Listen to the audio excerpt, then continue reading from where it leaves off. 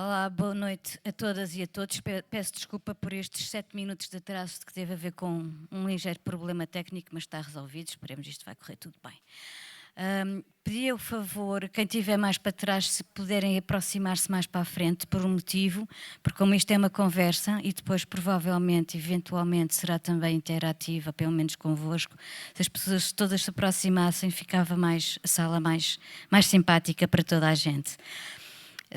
Outra coisa, também terão todos eventualmente um questionário que, se quiserem no final também preencher, agradecemos, porque a vossa opinião conta e muito. E pronto, passo a chamar as pessoas ao palco, porque os agradecimentos já foram feitos na sessão anterior. E, portanto, vou começar pelo Filipe Pereira da Carma. Por favor, uma salva de palmas. Obrigada, Filipe, em estar aqui. Maria Inês Galvão, representante da nossa parceira Psinov, psicóloga. Dr. Joaquim Gago, psiquiatra. Salva de palmas, obrigadíssima por estar aqui, obrigada. E pronto, e vamos ter o nosso moderador, Ricardo Santos Ferreira, jornalista. Boa sessão e até já.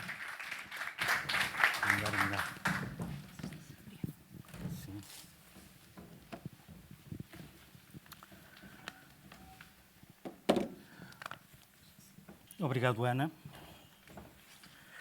Nós, nesta conversa sobre a relação da comunicação social com a saúde mental, vamos tentar abordar questões como o estigma relacionado com este tema, a questão da literacia, o desafio que constituem as redes sociais e as novas tecnologias e o papel que a comunicação social deve ter neste enquadramento.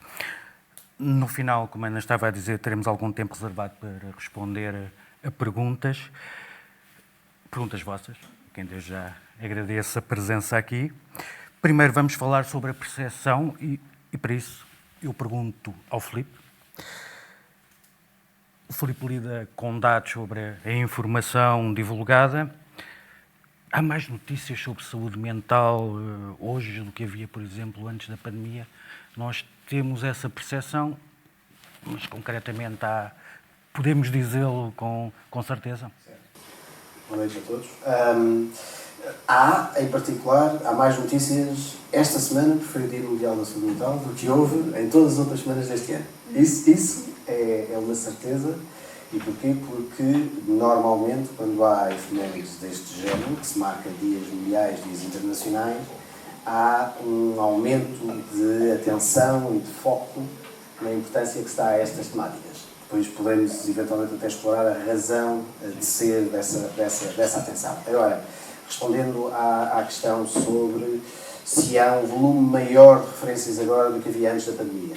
A pandemia veio necessariamente trazer um contexto de fragilidade que fez com que tanto aqueles que no dia-a-dia lidam com estas dificuldades, como aqueles que têm responsabilidades para garantir, seja políticas públicas, seja políticas sociais, seja inclusive enquadramentos nos contextos de trabalho, tiveram necessariamente que se focar e perceber que a saúde mental era uma necessidade ou algo a dar atenção, como nunca antes. Portanto, durante o período, eu diria 2020-2021, houve um acréscimo, tanto é que todos os dias falava de saúde mental. E porquê? Mais uma vez, porque todos os interlocutores, que inclusive tinham qualquer tipo de responsabilidade, inclusive nos mídias, estavam perante essa mesma dificuldade. Passado 21, houve um decréscimo, se olharmos para 23, um decréscimo significativo. O que é que agora se assiste? Assiste-se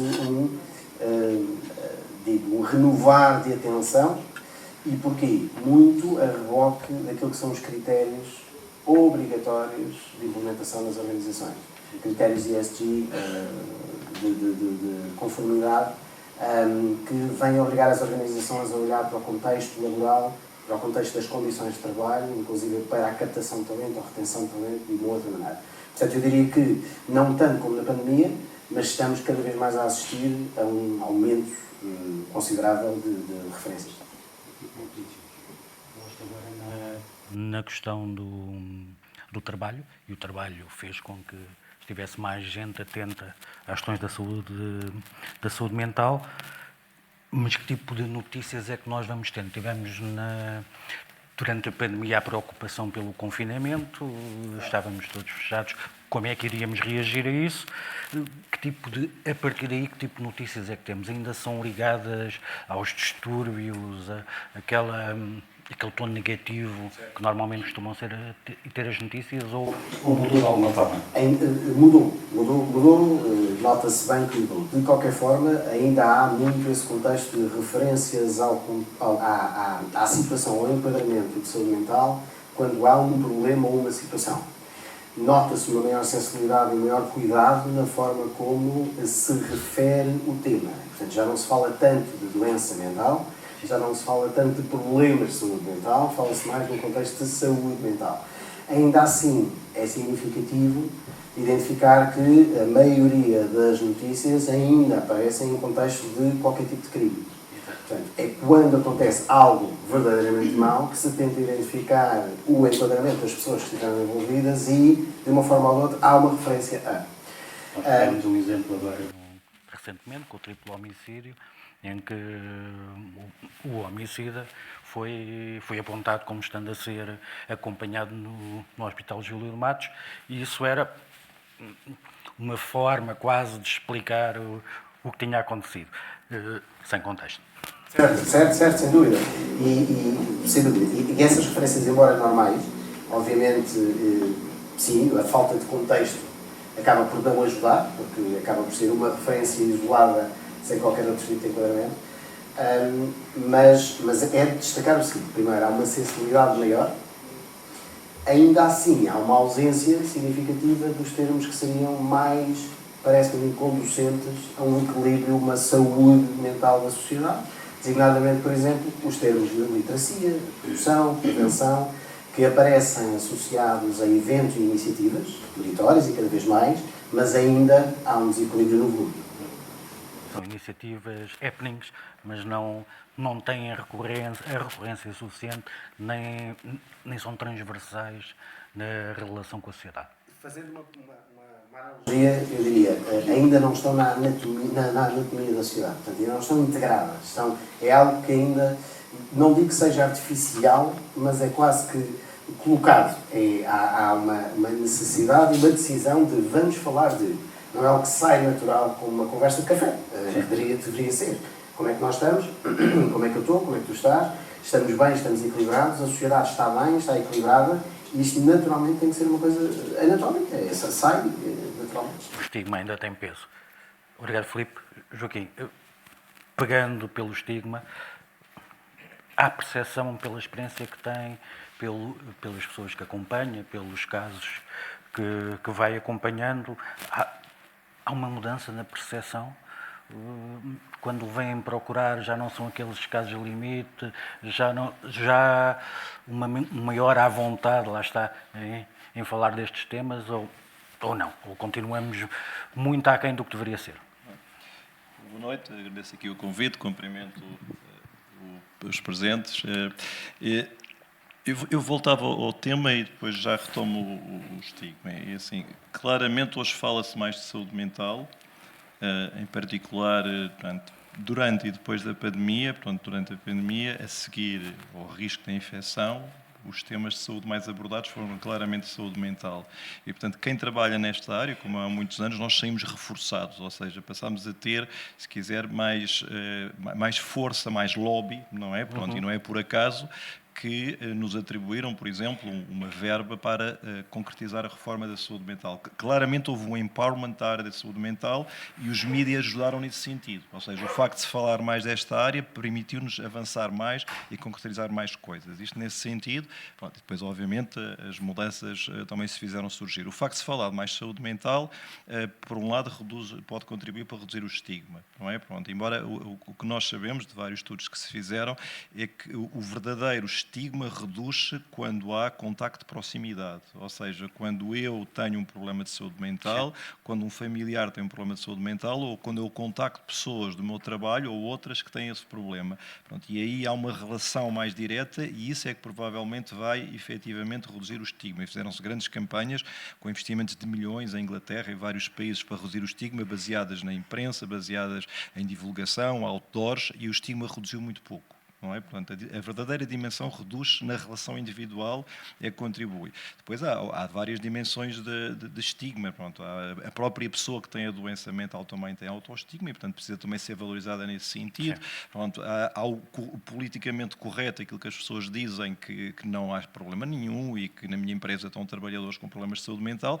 mas depois, quando chegamos à altura de verificar quais os casos que têm em termos de inclusão, isso nem sempre acontece, não é? Se um trabalhador numa empresa, e estou a falar do trabalho, porque a semana da saúde mental é marcada pela prioridade do bem-estar no trabalho este ano, e portanto é um tema que foi hoje muito falado durante esta semana, e claramente que sabemos que um trabalhador que afirme e diga que tem um problema de saúde mental, hoje ainda corre muito o risco de ser discriminado e eventualmente não ser promovido, ou ter... Portanto, acho que os mídia e o enfoque da saúde mental têm vindo a contribuir muito para a redução do estigma. Temos uns exemplos que são habitualmente bastante, diria, com impacto mediático. São pessoas clonáveis, conhecidas, temos pessoas da área de gestão, como Ortozói, vários nomes, muitos nomes conhecidos que disseram: eu tive um problema de saúde mental, consegui lidar, consegui ultrapassar, e passam uma mensagem positiva, anti-estigma e de esperança, que isso é muito importante. São exemplos também, a experiência, ou seja, voltamos muito à experiência, o individual, o partilhar que tem o problema de saúde,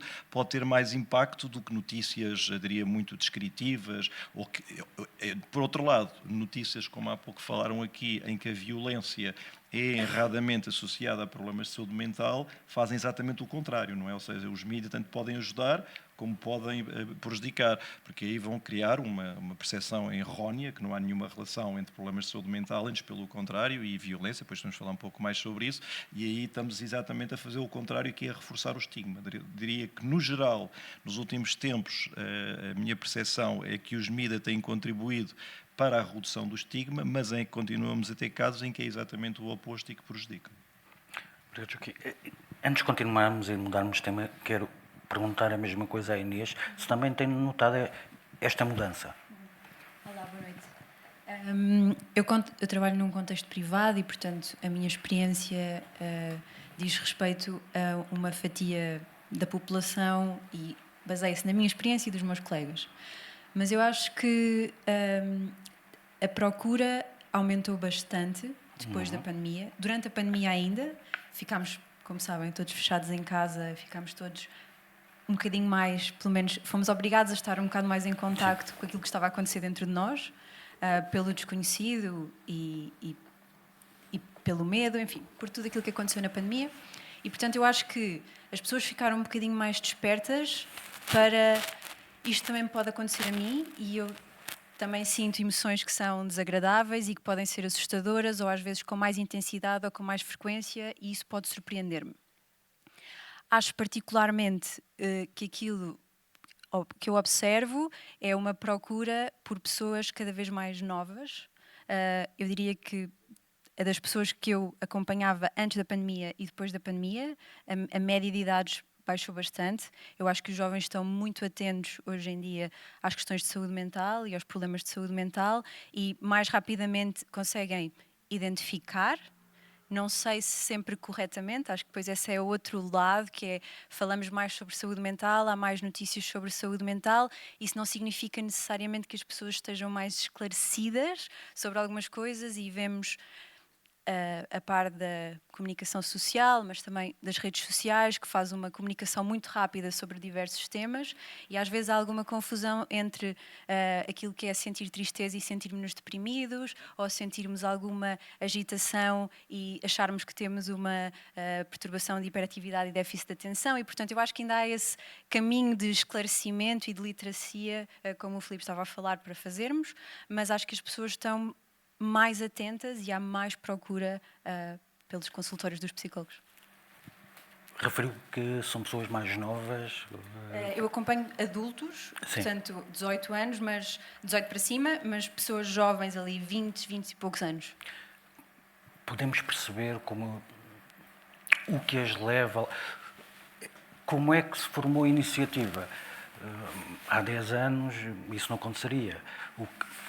Como é que elas encaram o irem bater-lhe à porta? Novamente, a minha experiência com naturalidade. Acho que mais facilmente se conversa com os amigos sobre isso, se conversa também com os pais sobre isso.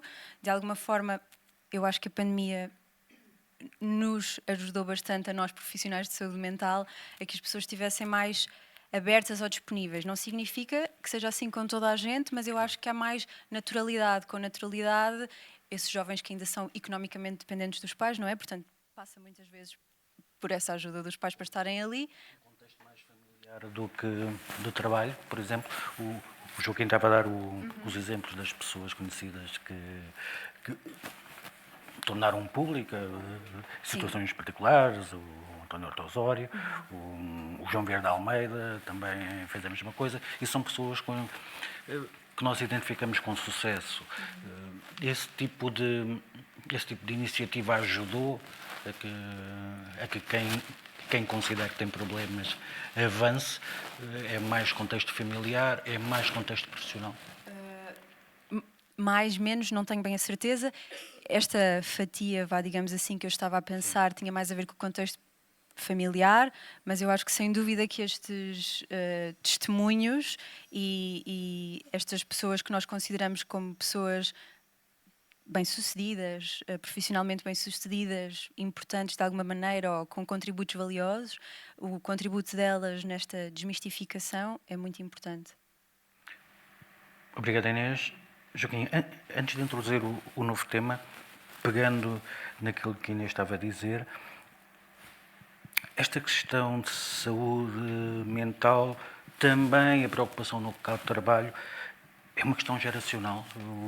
Os mais novos estão mais despertos para essa necessidade, para essas evidências, independentemente daquilo que nós estávamos a falar há pouco, que as próprias organizações foram obrigadas a ter um cuidado, uma atenção que não tinham antes.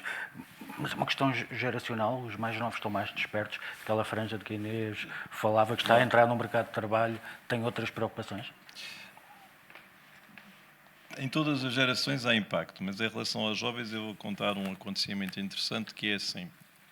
Há um ano, no técnico, nunca tinha acontecido, pelo menos eu sou professor de ensino superior, nunca aconteceu. No técnico, os estudantes fizeram uma manifestação para dizer que queriam mais apoio para a saúde mental. Nunca tinha, mas por iniciativa deles, ou seja, a Associação Académica fizeram uma manifestação que vem nos mídias, em simultâneo estava a decorrer num anfiteatro técnico, um evento com personalidades científicas de alta qualidade, pronto, estava vazio, pronto, estava um evento de grande qualidade científica e cá fora estavam os estudantes a manifestar-se porque queriam mais apoio para a saúde mental. Pronto, de facto, há aqui há uma consciência, há uma mudança de paradigma que se reflete desde cedo e que depois, quando chega ao mundo do trabalho, claramente que quando vão procurar emprego, interessa-se saber o balance, work-life balance, quer dizer, o tempo que têm para o trabalho, o tempo que têm para as suas próprias vidas, outro tipo de regalias que têm, o que é que podem fazer para além do trabalho, condições é que a empresa dá. Pronto, fala-se muito também no retiro silencioso, não é? Pronto, quer dizer que há alturas em que não se trabalha mesmo e não tem que estar sempre disponíveis. Pronto, a minha geração foi, mesmo na área médica, foi exatamente educada ao contrário. E assim, se nos pediam para trabalhar mais, trabalhávamos mais. Se ainda sobre isso, trabalhávamos 24 horas, mas ainda era preciso, alguém faltava ao banco, nós fazíamos mais outro banco. Portanto, nunca dizíamos que não. Portanto, fomos educados e preparados para isso. Esta geração não, ainda bem, não é? Porque isto depois tem repercussões. Nunca dizer que não, muito menos por causa de saúde mental. Claro, exatamente. Mas, portanto, há de facto uma mudança geracional na consciência dos problemas de saúde mental, na procura de ajuda e também, que é o mais importante, criar condições de bem-estar. E preocupam-se claramente com isso em todas as profissões que eu acabo por lidar. Estive envolvido na coordenação de um grupo, de um programa nacional para o ensino superior, onde identificámos não só problemas, mas também identificámos características muito positivas dos jovens, daquilo que hoje se designa também do flourishing, o sentido positivo, o propósito, a necessidade de criar conexões, de criar objetivos. Portanto, eles estão mais alerta, mas ao mesmo tempo também têm riscos que outras gerações não tinham, não é? Pronto, isso que há daqui a pouco iremos falar também desses riscos, mais na área das redes sociais e todo o processo mediático. Exatamente. Em relação às organizações em que estes jovens se inserem, elas próprias estão a ser obrigadas a mudar por causa da pressão. Quando nós falamos muito na identificação e na retenção de talento, mas depois a retenção de talento acaba por passar por estes mecanismos e por esta adaptação a quem vem, e não ao contrário, como era antigamente, que quem vinha tem de se adaptar à organização e pronto. Notam também isso, notam essa mudança de poder, em que o poder acaba por estar mais no indivíduo, menos na organização. Inês. Estava a pensar, não sei se tenho uma resposta certa para lhe dar, mas a minha primeira pensamento tem mais a ver com eu acho que há muitas empresas e muitas organizações a fazer essa adaptação e essa mudança, mas mesmo assim ainda me parece que está um bocadinho dependente da área profissional. Há algumas áreas profissionais que são muito exigentes e em que a cultura laboral ainda está muito envolta no que aquilo que o Joaquim estava a descrever, de ser bom ou ser melhor significa trabalhar muito, muitas horas. Recentes, até internacionais, na área financeira, com consequências graves, mortes inclusive, por causa desse quadro. Mas, por outro lado, notamos já uma tendência noutras áreas. É verdade, é verdade. Eu queria só também deixar o alerta que é, continua a trabalhar-se com pacientes ou pessoas que continuam a ter estas dificuldades de fazer este próprio equilíbrio e que também acreditam que aquilo que é valorizado é ser sempre muito produtivo. E claro que isso depois traz algumas questões de saúde mental e, portanto, isso continua a acontecer, apesar do caminho que estamos a fazer. Joaquim, eu posso completar? Vou dar o exemplo. Aqui por cima deste auditório há uma unidade de saúde mental onde eu colaboro, agora menos por causa de outras funções, e nós para conseguirmos contratar médicos para ficarem aqui depois da especialidade, nós temos que competir no mundo global. Ou seja, eles pensam, será que eu vou trabalhar, mesmo sendo psiquiatras, para a Inglaterra, alguns foram para a Dinamarca, outros foram para outros hospitais, e claramente temos que ser competitivos, ou seja, não é só oferecer e a pessoa agradece ter um lugar. Hoje concorre-se a um mundo global, as pessoas estão muito bem preparadas, a maior parte dos profissionais em Portugal e os estudantes saem muito bem preparados para o mercado de trabalho e podem concorrer por qualquer lado. E, portanto, temos que ser competitivos e, nesse competitivo, temos que oferecer projetos, possibilidade de especialização, não é só o vencimento, alguma qualidade de vida. Pronto, há aqui várias coisas que são importantes e claramente mudou. O paradigma mudou. Já não vestem a camisola no sentido de ficarem ligados a uma instituição de boa parte da vida, portanto nós sabemos que eles vão mudar, nós sabemos que eles vão estar algum tempo connosco, mas não vão ficar sempre. Isto tem implicações e cria novas dinâmicas de trabalho. Exatamente. E relacionais também. Joaquim, voltando um pouco atrás, nós falámos da necessidade de literacia e esclarecimento. Há falta de literacia sobre saúde mental no que respeita ao público, mas também no que respeita a quem interage com o público, jornalistas, por exemplo, as autoridades, quando falávamos da questão do triplo homicídio, há falta de literacia no geral. Como é que se pode abordar essa questão?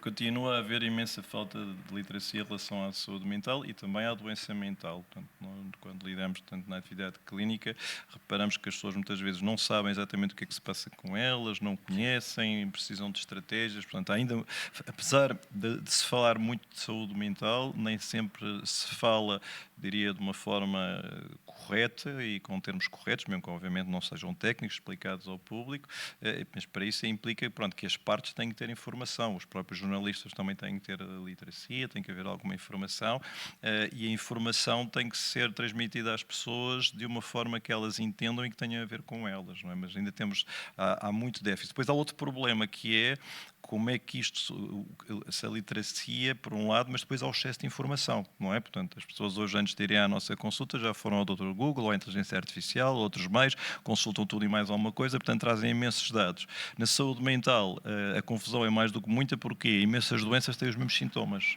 não é? Pronto, e, portanto, se eu procuro, estou a dormir mal, estou com dor de cabeça, estou com estas alterações, vejo logo ali uma série de diagnósticos e posso escolher um qualquer e depois fica a ideia que o tenho, mas depois nada disso corresponde muitas vezes clinicamente, não é? Portanto, há aqui, eu diria que há uma informação que muitas vezes é excessiva, que as pessoas recebem imensas notícias de saúde mental, consultam, veem, exatamente, há de tudo, encontramos tudo na net, pronto, com boa, má qualidade, imensas fake news, e depois como é que se utiliza essa informação em benefício do próximo e a pessoa não fica intoxicada pela informação ou até faz percepções, às vezes já nos chegam à consulta com 3 ou 4 diagnósticos, não é? Pronto, quando depois não corresponde a nenhum deles, porque são parecidas, há muitas coisas que são parecidas e que nem sempre se consegue distinguir, a não ser que seja uma pessoa especialista e que trabalhe boa parte da sua vida com isso.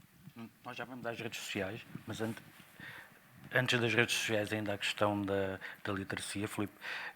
Esta falta de literacia nota-se, reflete-se no tom das notícias, por exemplo? Sim. É que nós temos uma falta de literacia do público, mas depois os agentes que comunicam, os jornalistas, mas também autoridades, escola, as organizações também têm o mesmo problema e acabamos todos a falar erradamente da mesma coisa. Acho que sim. É óbvio que a sociedade, pelo menos, quer dizer, isto é uma opinião pessoal, portanto não está assente em dados. É aquilo que eu vou dizer. A sociedade deixou de saber reservar tempo para pensar. E, portanto, como tal, a filosofia não é algo que é hábito nas escolas, em idade tenra, muito raramente existe numa idade adolescente, e quando se chega a uma idade adulta, jovem, 20, 21, 22, arrisco-me a dizer, e se calhar, obviamente, raramente, mas arrisco-me a dizer, não há ou não houve o processo de amadurecimento para entender, inclusive, as próprias alterações suas, pelas quais tem que passar para aceitá-las e saber viver com elas. E, como tal, na maioria dos casos, chega-se à idade adulta não preparado para saber lidar com os seus anseios, as suas angústias, etc. Ora, se eu pegar nisto e replicar para, se não é feito em contexto de escola, não é feito no processo de adolescência, significa que, muito provavelmente, a classe docente também não está preparada para ajudar os alunos a pensar em contexto de sala de aula. E não é criar uma disciplina de filosofia, é integrar conceitos de base naturais, é aquilo que eu dizia, integrar na anatomia, de pensar que é normal estar triste, e o triste não é um problema, e o ser introvertido não é um problema, e o ser tímido também não é um problema, é uma coisa perfeitamente normal, só temos é que falar disso. Se na escola, e as crianças sempre foram muito cruéis, no sentido em que não têm esse filtro e não têm essa sensibilidade, é nesse momento em que a personalidade tem que ser confrontada com eu se calhar não devo fazer isto. Onde é que isto normalmente acontece? Quando acontece bem? Em casa, em família.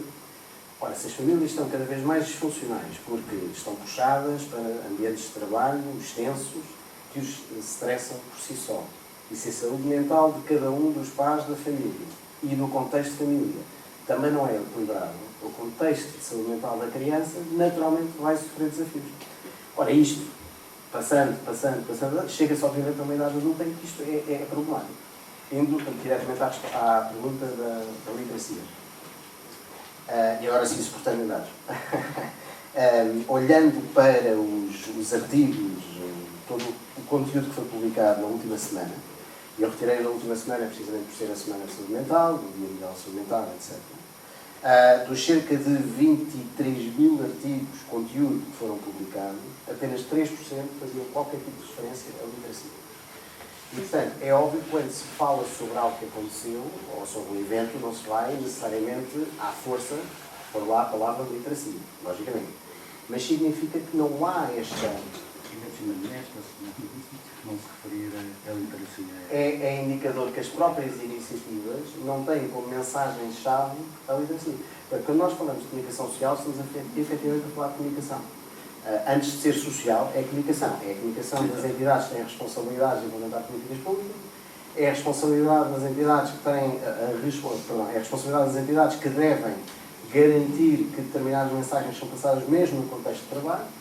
E é relativamente simples perceber que há várias iniciativas, há pouco, Ricardo, fazia-se essa menção, de que as empresas são levadas a pensar e a implementar devido a critérios de conformidade, mas a verdade é que quando fazem quase, e arrisco-me também, obviamente, a cometer algo que não é propriamente politicamente correto, mas fazem para cumprir calendário e, portanto, para critério. E, portanto, não o fazem com a verdadeira essência de qual é que é o bem-estar dos meus colaboradores e como é que isto vai perdurar no tempo. A mesma lógica de retenção de talento ou captação de talento é numa lógica de manter a capacidade produtiva. Sim. Não é de manter o conhecimento das pessoas, porque é um bem-estar, é um ativo da organização, o bem-estar das pessoas que nós temos, que fazem parte da casa, etc. Portanto, tudo isto advém da falta de literacia, porque não se fala o suficiente. Acho que é isso. E agora temos um problema a crescer, porque informação não são só notícias e não é só comunicação social, e vivemos agora num mundo em que o moderador, divulgação, intermediário da relação, principalmente com a informação para massas, o jornalista e as empresas de jornalismo perdeu o monopólio de que vivia há muitos anos, há mais de um século, o que faz com que haja problemas nas fontes de informação, nos intermediários, mas também no público, que é uma mudança grande. As tecnologias permitiram, no fundo, a democratização do acesso ao espaço público. Todos somos potenciais produtores e fornecedores de informação, com tudo o que isso implica. Não há filtros e, do lado de quem consome, todas as tendências podem ser exacerbadas. Por exemplo, só vemos aquilo com que concordamos, só nos ligamos com quem pensa da mesma forma que nós. Isso pode trazer problemas acrescidos. Filipe, nós vemos que a televisão continua a ser o meio de comunicação por excelência em Portugal, dominante, segundo os dados.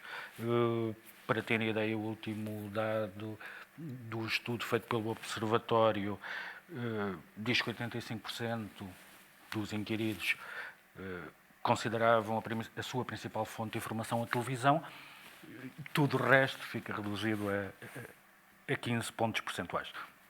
15%, aliás. Mesmo assim, nós notamos que as redes sociais estão a ganhar terreno, e a tal atomização das fontes de informação também.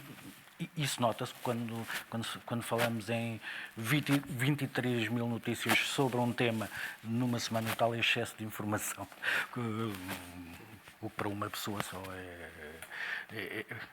torna-nos incapazes de seguir. É cada vez mais isso, para quem lida com volumes de informação grandes, é cada vez mais isso, cada vez mais informação, cada vez mais meios a libertarem essa informação, mesmo quando falamos de notícias, já uma multiplicidade de meios, nota-se essa dispersão no mercado. Dispersão, saturação e... depois, obviamente, mais tarde ou mais cedo, quando começamos a falar de social media ou de redes sociais, sim, vamos naturalmente bater em desinformação e informação falsa.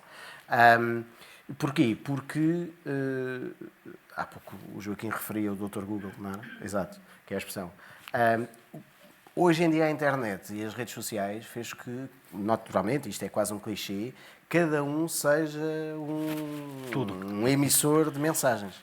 Eu posso querer dizer as maiores barbaridades do mundo, hei de ter pelo menos 2, 3, 4 ou 5 pessoas que pelo menos vão ler. Podem não concordar, mas vão ler. E se tiverem para aí viradas, até concordam. E estas barbaridades tornam-se... Replicam e encontram cultura e vão crescendo. Mas as redes sociais são naturalmente cada vez mais... Portanto, apareceram primeiro como uma novidade. Eu acho que hoje em dia... são um escape. E porquê? Porque permite uma série de experiências e de interações que não são cara a cara e, portanto, não se tem de lidar no imediato com o confronto de uma frustração. No limite, eu desligo o telemóvel ou desligo o computador e já está, e não gosto da conversa, desamigo a pessoa, volto a amigá-la, e, portanto, são coisas instantâneas que acabaram por criar este conforto em termos de comunicação. Eu comunico, eu tenho mais habilidade para comunicar ou não.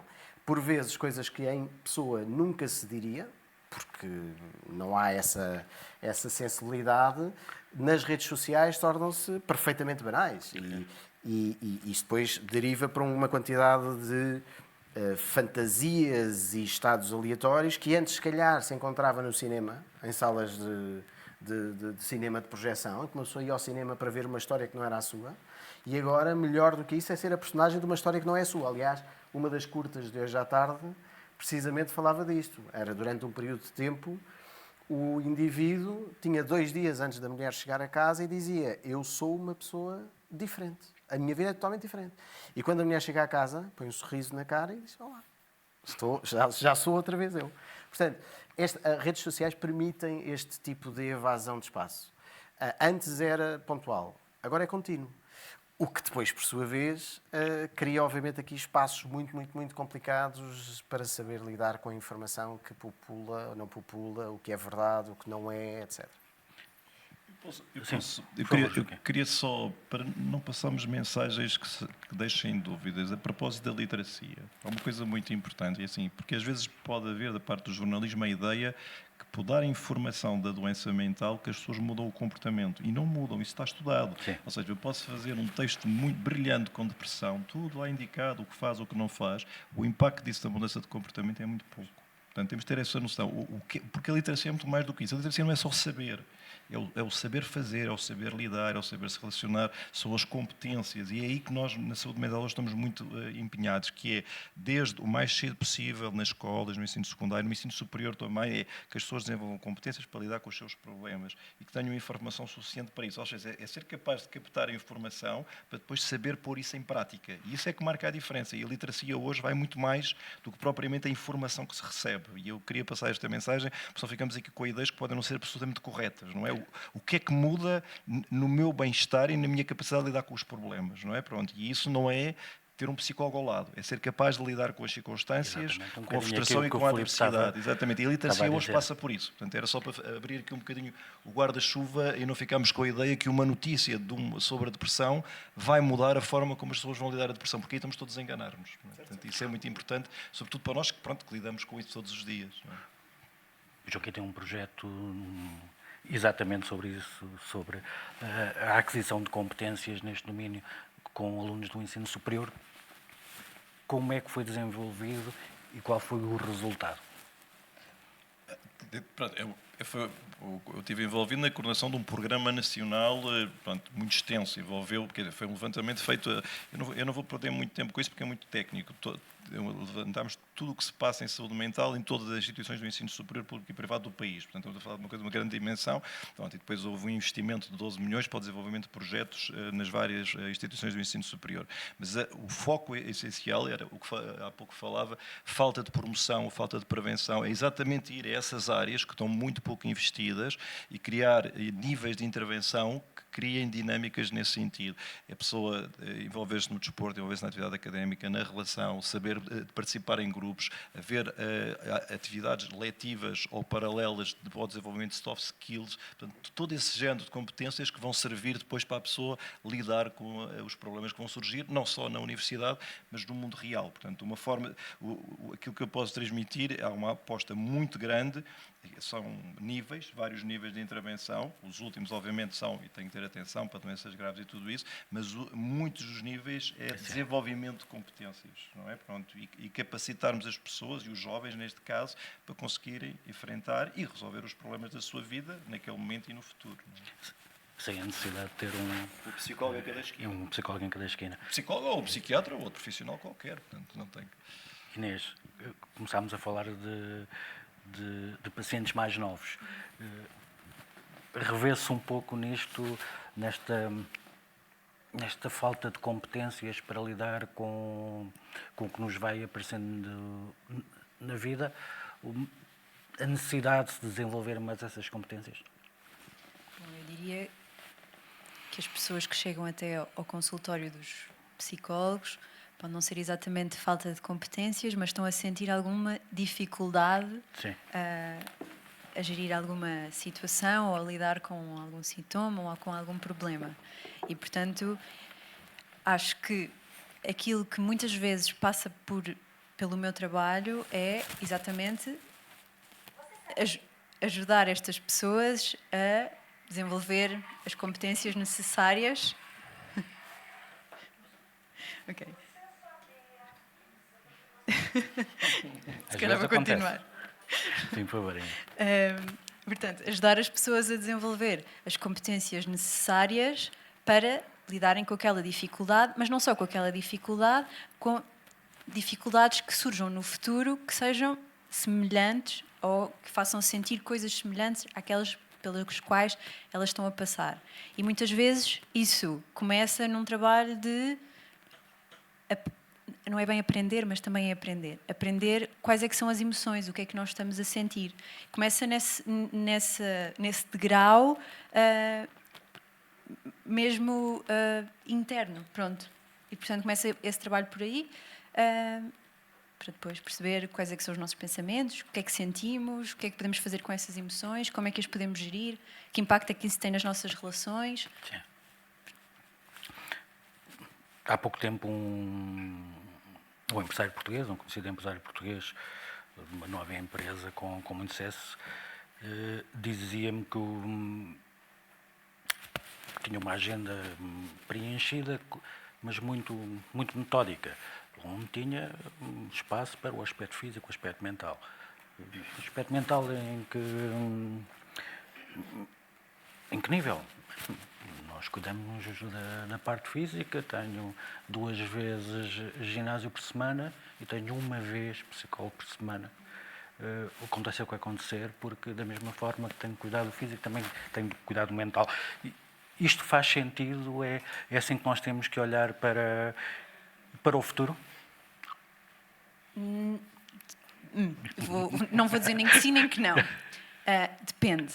Depende de qual for o objetivo. Eu acho que a terapia, o psicólogo, o trabalho do psicólogo funciona orientado por objetivos terapêuticos. E acho que isso é muito importante que as pessoas também saibam isso, que é o consultório ou o espaço das sessões não é um espaço para desabafar. É também, mas não só. É desabafar e podermos fazer alguma coisa com isso.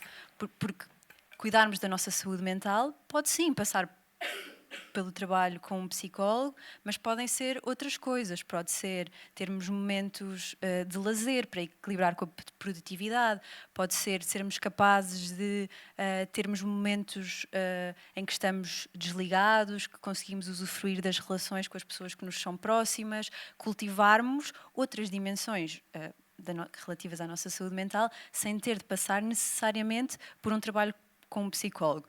Mas quem sou eu para não dizer que o trabalho dos psicólogos é importante? Claro que sim. Mas eu acho que esta ideia, para mim, é mesmo muito importante. Para trabalhar, nas sessões, é preciso haver objetivos. Se essa pessoa tem objetivos terapêuticos, claro que sim. Antes de fazermos aqui uma primeira abertura para poderem também participar e fazer perguntas, deixe-me só voltar atrás nas notícias para acrescentar uma questão que não falámos há pouco, que é a da velocidade do ciclo noticioso. Hoje em dia, a realidade move-se muito mais rapidamente, é essa a percepção que nós temos, até pela ajuda dos meios tecnológicos que dispomos, o telemóvel sempre ligado, a informação toda a hora, temos não sei quantos canais de notícias, temos as redes sociais, temos alertas, temos as comunicações. Notam esse frenesi na vossa atividade? Joaquim? Sim, claro. Eu retomo, já vou só completar o que disse aqui, Inês, porque é muito importante isto, que é porque é que o empresário tinha tempos para a saúde mental. Pode ser vários níveis, pode ser um nível pessoal ou pode depois já ser um nível de ajuda, mas vou falar no nível pessoal, é assim. Nós somos sujeitos a muitos estímulos e tensões e, portanto, facilmente o nosso equilíbrio é posto em causa. Não é? Pronto, e a forma como está agora a fazer a pergunta, imensas solicitações, imensas informações, a certa altura as pessoas precisam de uma certa, diria, regularidade de parar e poderem encontrar-se com elas próprias, perceber o que é que querem, quais são os seus propósitos, os seus objetivos, quais são as prioridades. Pronto, isso é muito importante, não é? Não é por acaso que muitas abordagens de inspiração, diria mais oriental, pronto, vindas do budismo, foram adaptadas ao mundo ocidental e hoje é rara a empresa que não tem um programa de mindfulness, exatamente para quê? Para parar, para pensar, para haver um momento de contemplação. Portanto, isso é muito importante, haver momentos em que a pessoa se encontra consigo própria e assim como no ginásio treinam os músculos, aqui estamos a treinar os nossos equilíbrios, as nossas prioridades, definir exatamente aquilo que nós queremos, o que é que nós estamos a fazer, como é que podemos melhorar, como é que podemos relacionar-nos com o mundo. Portanto, isso é muito importante, ter esse momento. E se esse momento não estiver na agenda... Em vez de ser subjugado pela vertigem do que vem do exterior. Exatamente. E agora há o salto para o que me perguntou, que há um termo que vem muito agora até nos mídias, que é infoxicação. Portanto, é a pessoa ficar intoxicada pela informação. E há danos, até já há repercussões na saúde e problemas que causa, pronto, e com uma grande pressão. E como é que se lida com isso? Não é? Pronto, ou seja, nós somos bombardeados com imensa informação, de todo lado, abrimos o telemóvel, o rádio, o carro, a televisão, pronto, estamos sempre a ser bombardeados em todo lado. Portanto, isso exige competências. Pronto. E uma das coisas que nós até treinamos, quando damos formações aos universitários e não só, nós temos que ter um grande espírito crítico. Ou seja, hoje o que é mais importante nem é tanta informação, é o que é que nós fazemos com a informação e como é que nós conseguimos abordar imensos dados e depois tirar aquilo que é verdadeiramente importante, não é? Pronto, mas para isso nós temos que estar muito bem connosco próprios e com os outros e saber o que é que queremos. E filtrar, ter uma atitude crítica, ou seja, eu abro aqui um jornal, eu tenho que ter a capacidade de ter uma atitude crítica. Eu não posso assumir aquilo como verdade. E quem fizer isto, muito provavelmente não está a saber bem lidar com a informação, porque a seguir vai ler outra coisa, e não está a destacar o que é verdadeiramente importante para mim. Portanto, a atitude crítica, a capacidade reflexiva, a tal filosofia que falava e que esta semana também falei com o empresário que incentivava os trabalhadores a desenvolverem conhecimentos na área de filosofia, que é muito interessante, leva-nos a ter uma capacidade crítica que nos permite não ficar intoxicados. Não é? Isso muitas vezes não é desenvolvido, mas é fundamental. Não é por acaso hoje que os jovens mais procurados nas empresas são os scientist database, os que gerem bem os dados, conseguem trabalhar os dados, fazer seleção de informação. Isso é muito necessário. Nós temos que fazer isso todos os dias, porque senão, provavelmente, se tivermos imensos estímulos, não tivermos tempo de referir o nosso equilíbrio, o que é que vai acontecer? Vamos ficar doentes, todos. Ou porque é tanto estímulo que deixamos de dormir, ou tanto estímulo que desenvolvemos ansiedade, uns mais obsessivos ficam mais obsessivos, outros ficam mais depressivos. Portanto, já não estou a falar de outras circunstâncias de vida, mas o excesso de informação vai ser, muito provavelmente, se não for bem equilibrado, ser patológico. Portanto, e há vários dados já muito bem estudados sobre isso. É mais uma questão de competência. A oferta não vai diminuir. A oferta não vai diminuir, é uma questão, é o receptor. Para... Exato, é o receptor. Portanto, não vai ser a montante, não vamos continuar a receber cada vez mais informação, é produzida mais informação a uma velocidade completamente intensa. O receptor é que vai, ou seja, eu tenho que saber que, se calhar, como eu digo muitas vezes, já há pessoas que me procuram, agora vamos fazer um salto geracional, pessoas idosas que me procuram, que estão muito deprimidas, eu começo a falar com elas e percebo, esta pessoa vê-me 10 telejornais por dia, não é? Pronto, e vê 10 vezes a notícia das guerras atuais, da Ucrânia e de Israel, pronto, vê não sei quantas imagens, pronto, obviamente que isso vai afetar a saúde mental das pessoas, e há estudos também sobre isso, e nós temos que dizer a essa pessoa, espera lá, você quanto muito veja um telejornal, ou então não veja todos os dias, e passa a ver outras coisas, filmes que gostou, fazer sair, de ir ter com os amigos, e jogar umas cartas, quer dizer, não esteja sempre a ver, porque a pessoa tem que ser defender, porque a televisão está lá, não é?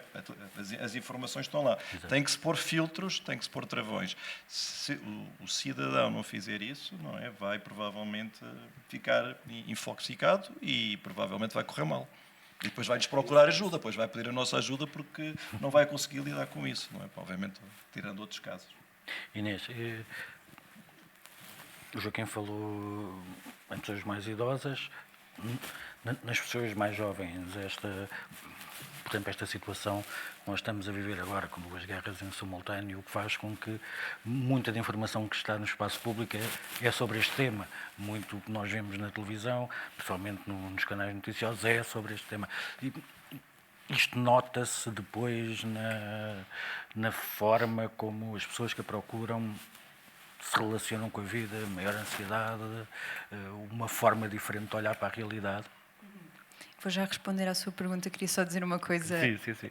do tema atrás, que é, e concordo em absoluto com o Joaquim, eu acho que muitas vezes as sessões e o espaço da terapia é um momento que as pessoas têm na sua semana ou na sua quinzena para estar em contacto consigo próprias. E eu acho que isso é tão válido como importante. É um mindfulness acompanhado. Quase. O que eu acho que é igualmente importante é que se vá trabalhando e caminhando para a autonomia e que as pessoas compreendam e saibam que cuidarmos da nossa saúde mental pode ser muitas outras coisas além da sala de terapia e o trabalho dos psicólogos. Pronto. Agora, respondendo à sua pergunta, eu acho, e na altura da pandemia foi muito claro, eu acho que pelas condicionantes, estarmos todos em casa 2 vezes. Em particular, eu acho que o segundo confinamento, daquilo que eu pude observar, foi muito duro, porque houve ali um período quase de esperança de que as coisas voltassem a uma certa normalidade e depois voltámos para casa. As questões das alterações climáticas, as guerras, estarmos permanentemente em contacto com estas notícias e com estes conteúdos, traz, por vezes, alguma preocupação com o futuro. E as pessoas que eu acompanho que estão em idade de formar famílias, tomar decisões importantes relativamente ao seu futuro profissional, estas questões sociais e mundiais assaltam muitas vezes os pensamentos e muitas vezes também têm de se aprender algumas estratégias que podem ser mais simples ou mais complexas, mas pode ser tão simples quanto desligarmos as nossas notificações para que possamos escolher o momento em que vamos aceder a um determinado tipo de conteúdos. Até porque nas redes sociais nós seguimos e somos amigos dos nossos amigos nas redes sociais, mas também seguimos páginas de notícias e, portanto, quando abrimos uma rede social, o nosso feed, não é, apresenta-nos tanto a fotografia da nossa amiga de férias e logo a seguir há uma tragédia com milhares de mortes e, portanto, todo esse conteúdo afeta as pessoas. Obrigado, Inês. Tempo agora para começarmos com as perguntas. Um microfone, exatamente. Porque só temos, parece que não há microfone para a sala. Quem é que tem alguma pergunta? Eu passo o microfone, posso correr as filinhas todas. Pergunta, basta só fazer assim. O nome, por favor, e pergunta. Muito boa noite a todos. Chamo-me Ana. Já trabalhei em jornalismo. A vida obrigou-me a mudar de profissão. Gostaria de perguntar a todos e todas o que é que consideram, enquanto profissionais e enquanto cidadãos e cidadãs, o que é que está correto na forma como a comunicação social aborda as questões de saúde mental e o que é que falta melhorar, para além da questão da literacia, e tendo em conta que toda esta velocidade noticiosa, rima com velocidade furiosa não foi de propósito, pode e prejudica muitas vezes os conteúdos em termos éticos e deontológicos. Muito obrigada.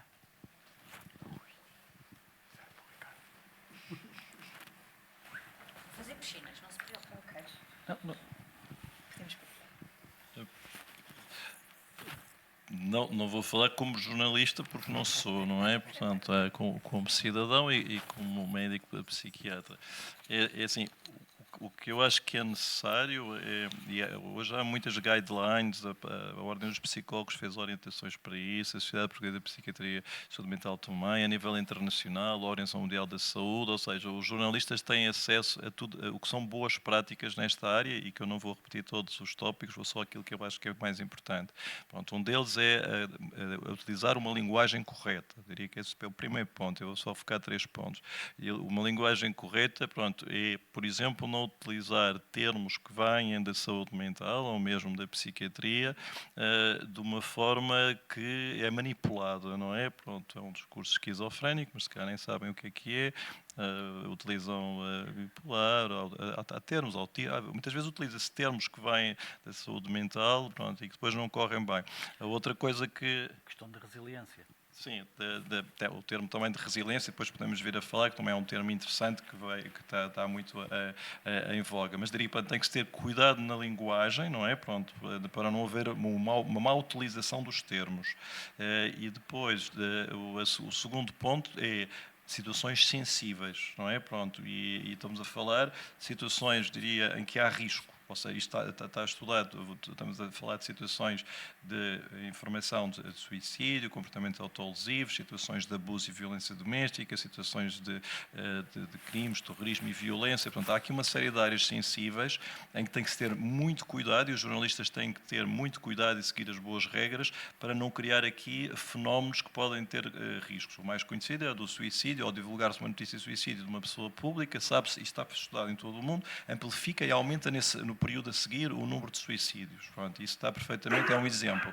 Pronto, e o terceiro ponto que eu acho que também será importante, que é criar-se núcleos, diria, de jornalistas que se tornam mais especializados numa determinada área e que desenvolvem uma qualidade de informação, diria, mais elaborada e cientificamente mais correta, porque nós tem que haver uma fundamentação, tem que se ter cuidado quando se fala de doenças, nós não podemos muitas vezes ir só pela opinião, acho isto, acho aquilo, muitas vezes criamos problemas, tem que haver uma base científica e por isso é importante, e nós temos jornalistas que têm-se vindo a especializar em saúde mental e que articulam com os técnicos e fazem um trabalho conjunto e que melhora a qualidade da informação e que permite que as pessoas tenham de facto o tal efeito mediador, recebam informações mais corretas e mais úteis para si, sem alarmismos, nem falsas interpretações, nem manipulações, porque a área da saúde mental é das áreas que foi mais utilizada sempre ao longo de toda a história para manipular. Muitos dos presos políticos eram presos por ter problemas de saúde mental. Pronto, sempre foi a área que foi mais manipulada, quer em termos políticos, quer de outra forma. E, portanto, de facto, o jornalismo tem que ter aqui algum cuidado. Não se pode condicionar à liberdade de imprensa, mas, obviamente, há questões éticas e de respeito pelas pessoas e os riscos para a saúde. E não vou complicar mais. Inês. Pronto, eu também, não como jornalista naturalmente, mas como psicóloga, acho que também vou optar por dizer uma coisa que eu acho que já está a correr bem, ou aquilo que eu acho que é uma boa comunicação e uma coisa que me parece que seja importante melhorar. Acho que uma coisa que está a acontecer cada vez mais e que é muito importante na comunicação em saúde mental é esta questão de haver mais histórias na primeira pessoa, testemunhos. Esse tipo de contributos eu acho que é muito importante para a promoção da esperança e também de alguma naturalização daquilo que são as questões de saúde mental. Pelo exemplo do outro, acho que nos ajuda a aproximar quando aquele problema de saúde mental tem uma voz, tem uma história, tem uma cara. Aquilo que eu penso que ainda se pode melhorar ou que é importante melhorar neste tipo de comunicação tem a ver com a contextualização. Muitas vezes, parece-me a mim, nas notícias, é fácil associar algum tipo de comportamentos, como falávamos há pouco da violência, a questões de saúde mental, e há uma fraca, baixa contextualização relativamente àquela pessoa, à sua história, eventualmente a outras características ou partes do seu contexto que seriam mais relevantes ou igualmente relevantes para o enquadramento da notícia. Filipe. Vou tentar sucintamente responder. São dois pontos. Um deles é a natureza, ou pelo menos como eu vejo a natureza dos meios de comunicação social e dos jornalistas. Por um lado, é de validação de factos e, portanto, de confrontar histórias e versões para garantir que aquilo que é trazido a público é de facto verídico, e aí tem que haver condições e tem que haver iniciativa e tem que haver essa vontade. E por outro lado, os mídia como que não deixam de ser multiplicadores de mensagem, ou seja, veículos de amplificação de mensagens. Obviamente, por isso mesmo, têm que garantir que aquilo que amplificam não é falso, não é deturpado. A segunda coisa que eu vou dizer, que é determinante para que os mídias sejam saudáveis numa sociedade saudável, é a independência. E a independência consegue-se com as condições. Inclusive, há coisa de 2, 3 dias, o Governo comunicou um conjunto de medidas, 4 eixos, um deles sobre as condições, mas muito vago ainda, obviamente, também não se pode esperar que seja muito concreto. Vamos ver o que é que de concreto daí vem. Mas se não se garantir esta independência, depois dá-se espaço a, e é importante alertar isso, nem tudo o que vem nos mídias é necessariamente iniciativa dos mídias. Há artigos de opinião, há publi-reportagens, há informações de pessoas e entidades que, pela importância que têm na sociedade, ao dizê-lo, não se pode deixar de comunicar, porque essas pessoas têm a responsabilidade, obviamente que aquilo que dizem é a responsabilidade dessas. No entanto, como não existe esta validação, nem o contra... estava a faltar a palavra, mas é o contraditório, muito obrigado. Sem haver o contraditório, dá-se espaço a que as pessoas se alimentem das mensagens que vão sendo polvilhadas. E agora deixem-me acrescentar mais 3 pontos. A parte boa... Nunca tivemos tanta informação disponível como agora temos, nunca tivemos acesso a tanta informação e muitas vezes a informação tratada. Essa é a parte boa. A parte má no que toca à comunicação social, há uma questão de literacia, da mesma forma que há no público em geral, também na comunicação social. É muito mais fácil noticiarmos o facto e deixar o enquadramento ou deixar a análise a quem o vai ler, ver, ouvir. Mas isso normalmente não acrescenta valor. E depois falta de recursos. E a falta de recursos manifesta-se de 3 formas distintas. Uma é, temos pouca gente. Mesmo pouca gente. Depois, não conseguimos formar especialistas. Os especialistas precisam de tempo. Na saúde, a saúde alimentar dentro da área da saúde, na cadeia alimentar das preocupações, está para o fim. Os jornais, as televisões e as rádios são um negócio, fazem para ser vendidos. Se calhar o futebol está em primeiro lugar e depois a seguir estão as outras coisas. E isto resulta em quê? Como não tem ninguém especializado, quando há a divulgação de uma informação como aquela de que o triplo homicida estava a ser acompanhado, dá-se a informação, pronto. É pertinente,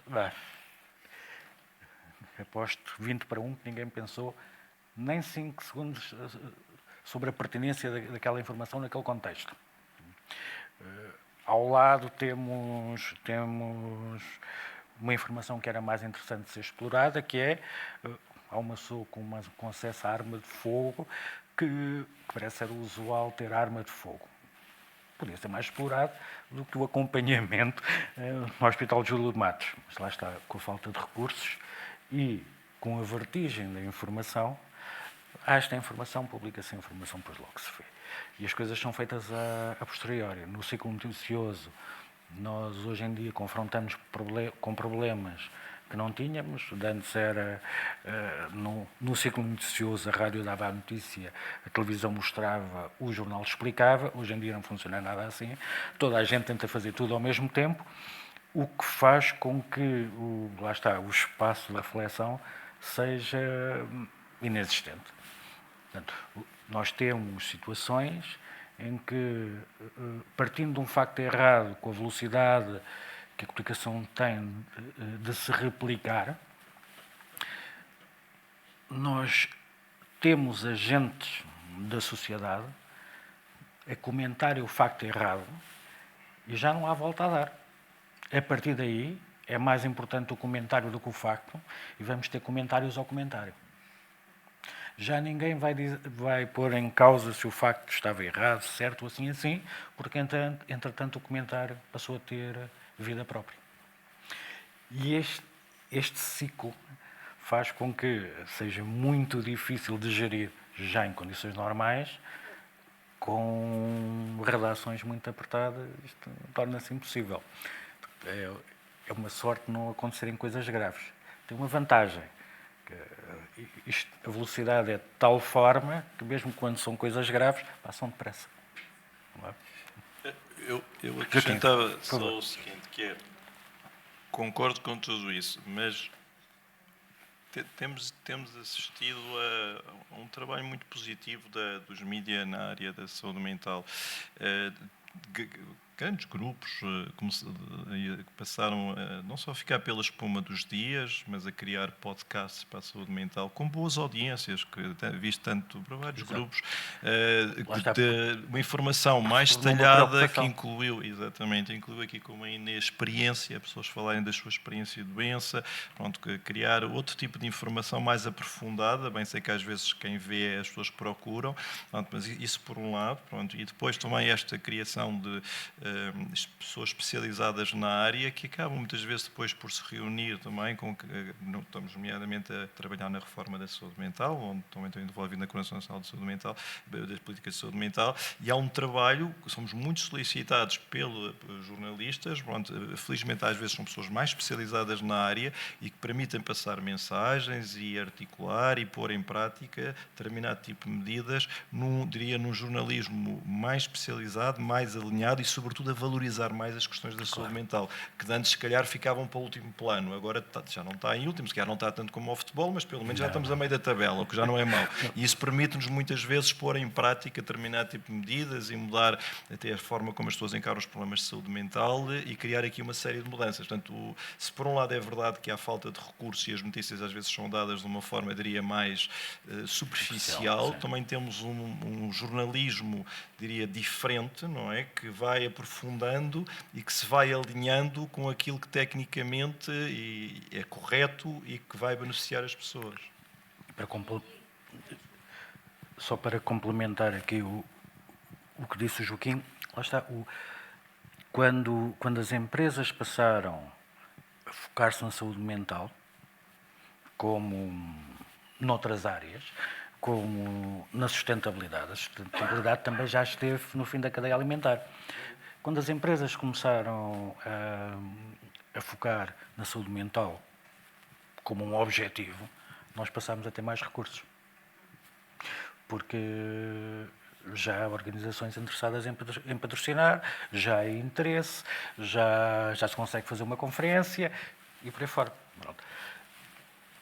Ainda são poucos relativamente a outras áreas. E nota-se, por exemplo, que hoje a saúde mental tem mais recursos que outras áreas da saúde que já tiveram recursos lá atrás, mas entretanto deixaram de ser tão interessantes. Mas acontece muito isto. E com as novas tecnologias conseguimos chegar a mais gente, conseguimos divulgar. Depende um bocadinho do mercado. Por favor. Não sei se a minha pergunta está fora do contexto, e se eu vou deixar isso, diz-me que está, e eu não continuo. No início foi falado. Antigamente havia uma grande discriminação. Antigamente, no meu tempo de miúda e de jovem, havia uma grande discriminação. Não dá. Como eu tenho a voz um bocado. Havia muito mais. Eu presenciei certas coisas, também foi no meu âmbito de vivência, que as pessoas que tinham problemas mentais eram muito mais discriminadas, eram fechadas, eram sujeitas a tratamentos graves que ainda as iam prejudicar mais. É claro que depois a ciência deu outras nuances, e eu gostava de perguntar ao Soutor se acha que um dos pioneiros na terapia e numa parte da liberdade que foi dada, concedida às pessoas com problemas mentais, o professor, o doutor Miguel Bombarda foi um dos pioneiros. Porque, segundo o que eu me apercebo, o que eu me apercebi, é que dá-me a sensação que ele foi um dos pioneiros. Eu posso ser ignorante e não conhecer outros. Porque ele começou a dar umas determinadas liberdades às pessoas, a fazer tratamentos que eram menos contundentes, eu não posso não estar a empregar o termo correto, que não deixavam tantas marcas nas pessoas e aproveitar essas pessoas em determinados trabalhos que elas tinham capacidade para exercer. Eu digo isto porque eu conheci um caso de um senhor que morava no meu prédio, que tinha esquizofrenia e só se descobriu muito mais tarde. E ele começou a atuar de uma maneira agressiva no seu meio familiar. Mas era uma pessoa que tinha um bom emprego, que era válido no seu emprego, e dessa vez ele teve que ser levado numa camisa de forças. E foi para o Hospital Miguel Bombarda. No Hospital Miguel Bombarda, avaliaram a situação dele, fizeram-lhe os tratamentos. O pior para ele era estar perto da família, porque as pessoas de quem mais gostam costumam dizer... Posso responder, se quiser. Estou a dizer muita coisa já, não é? Sim. Pronto.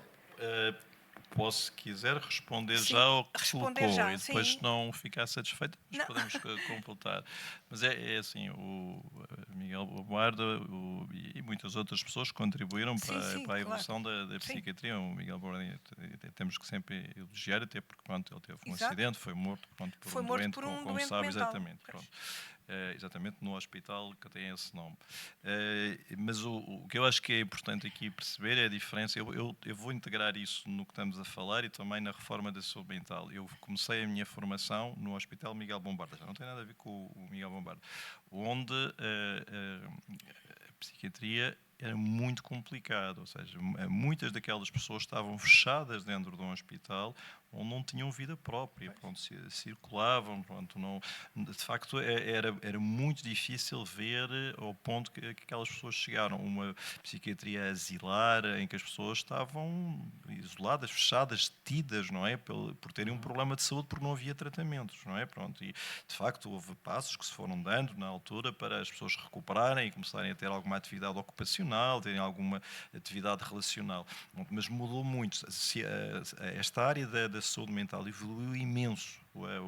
Esse hospital, inclusive, já fechou praticamente. Pronto, os hospitais psiquiátricos já fecharam formalmente, ainda temos estruturas. Pronto, e hoje, claramente, o que se faz é completamente diferente. Surgiram medicamentos mais eficazes, melhores, que já funcionam e que permitem que essas pessoas, mesmo com doença mental grave, consigam estar na sociedade ou com as suas famílias, ou até criar as suas próprias famílias, trabalhar ou estar em projetos de reabilitação, atividades, terem amigos, terem projetos, terem vida e irem para além da doença, ou seja, não ficarem só... Um dos problemas dessas doenças é que às vezes as pessoas, a identidade da pessoa ficava presa à doença. Não, a pessoa é muito mais. Né? Nós aqui por cima, a Unidade de Saúde Mental, não tratamos muitas pessoas com essas doenças, mas elas são pessoas que fazem imensas coisas, portanto, têm imensas atividades, a doença é apenas uma parte delas e a maior parte dos casos estão estáveis com os novos medicamentos. Portanto, esse médico deu um bom contributo, mas o que eu quero chamar a atenção é a diferença que existia entre pessoas que estavam fechadas, isoladas e muitas vezes amarradas, não é? Por questões de tratamento, até aquilo que se passa atualmente, em que as pessoas estão integradas na comunidade, recebendo mais ou menos apoios e conseguem fazer a sua vida. Portanto, há aqui uma grande mudança. Depois, como é que isto se traduz nos mídias, não é? Pronto, estamos a falar aqui. Pronto, de alguma forma, os mídias vão contribuindo também para esta nova visão da saúde mental. E perceber, porque antigamente fazia-se o seguinte, e vou terminar esta resposta para depois aqui os meus colegas também poderem, que é, via-se o mundo como se fosse branco e preto, ou seja, esta pessoa tem uma doença mental, então é um doente mental. Esta pessoa não tem. Pronto, era como se as coisas fossem assim, não é? Pronto, e claramente o outro lado era discriminado. Há muitos anos que se sabe que não é nada assim, ou seja, todos nós podemos ter um problema de saúde mental e até a probabilidade é grande, no nosso país então é bastante grande, ter um problema minor, não será grave, não é? Há alturas que as pessoas podem ter um problema de saúde mental, mas depois conseguem evoluir no sentido da sua estabilidade e do seu equilíbrio. Não é? Portanto, é um processo dinâmico, ou seja, nem há um lado nem há o outro. E isto muda completamente, porque qualquer pessoa pode ter um problema de saúde mental e precisar de receber ajuda. Nas doenças mais graves, obviamente, têm que ter mais resposta e mais apoio, mas também conseguem desenvolver a sua vida. Portanto, era isto que lhe respondia, integrando o que me perguntou aqui no debate, e aqui se calhar os meus colegas querem acrescentar uma coisa. alguma coisa. Só queria acrescentar isto, é que este caso que eu apresentei, para ir até ao fim nesse caso, este senhor esteve a trabalhar no jornal do Hospital Miguel Bombarda. Teve reforma e, quando saía, era acompanhado de um enfermeiro. E, mais tarde, saiu do hospital e esteve a viver num quarto acompanhado de um enfermeiro. O acompanhamento do enfermeiro não estava em permanência, mas estava... Pois, seria uma unidade... Exato. Muitos dos doentes, das pessoas que viviam no Hospital Miguel Bombarda, depois, quando fechou, foram integradas numa residência na comunidade. Há uma no Restelo, pronto, tem muito boas condições. Pronto, e que tem apoio de alguns profissionais, mas tem os seus quartos, os seus espaços, a sua autonomia e que estão na comunidade. É exatamente essa a evolução que estamos a falar. Para a Moraes Soares. Foi para a Moraes Soares. Exatamente. Muito bem. É um bom exemplo para contarmos aqui um pouco a história da saúde mental em Portugal, da sua evolução e depois aqui como é que os mídias acompanham estas mudanças. Muito obrigada. Obrigado. Depois há aqui uma outra pergunta, não sei se posso passar já. Olá, boa noite. Chamo-me Carlos. Basicamente é uma pergunta com duas hipóteses. Isto porque queria-vos perguntar isto, se calhar é mais para o Joaquim e para a Inês. Como é que vocês veem a proliferação de criadores de conteúdo, essencialmente no YouTube, mas também no TikTok, que se advogam enquanto terapeutas e que proliferam mensagens sobre saúde mental, sobre diagnóstico e autodiagnóstico, por exemplo, e há pouco creio que até foi a Inês que falou disto, da questão do ADHD. Se vocês sentem, enquanto profissionais, que existe um maior número de pessoas que não só se autodiagnosticam com este tipo de questões que são mais espectro do que doença mesmo, e se isso existe já algum impacto real, por exemplo, em termos de pessoas que possam ser mal diagnosticadas e que possam estar a tomar medicamentos que se calhar não são os mais adequados e que possam ter algum impacto nas suas vidas, e ao mesmo tempo também perceber como é que vocês olham para a questão mais comercial da saúde mental enquanto negócio, por exemplo, com aplicações como o BetterHelp, como o Calm, que utilizam o tema da saúde mental de uma forma muito abrangente para depois capitalizar em termos de vendas, em termos daquilo que são as necessidades, não é? E que são também as inseguranças das pessoas que procuram saber mais sobre este tema e se sentem que isto de alguma forma está a ajudar ou está a prejudicar aquilo que no fundo é o vosso trabalho, que é ajudar as pessoas. Obrigado. Inês. Eu, antes de qualquer resposta, vou-me juntar aqui. Desculpa, Carlos, porque vou aproveitar a deixa, porque eu estava mortinha para perguntar isso assim que a Inês falou nisto. É porque é muito, muito interessante, entre aspas, seguir realmente figuras públicas e pessoas que estão a falar e da primeira pessoa, eu fiz isto, aconteceu-me aquilo, fiz isto. O problema é que essas pessoas têm milhares e milhares de seguidores, muito mais do que têm um Serviço Nacional de Saúde ou uma Direção-Geral, ou alguém que seja cientificamente comprovado para isto. Mas seguramente estas pessoas muitas vezes contam a sua história, mas contam à maneira delas. A sua história pode não ser a verdade, pode não ser científica, pode não ter, tem muitos seguidores. E isto está a ser cada vez mais, estamos a falar só do TikTok, mas não é só do TikTok, é no Facebook, é no Twitter, é no Instagram, então nem se fala com imagens, fotografias, vídeos.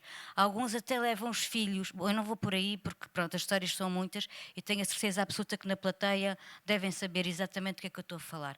Devemos seguir estas pessoas só porque numa primeira pessoa estou a dizer eu sofri depressão, eu quis-me suicidar a semana passada, coisas deste género que acontecem todos os dias,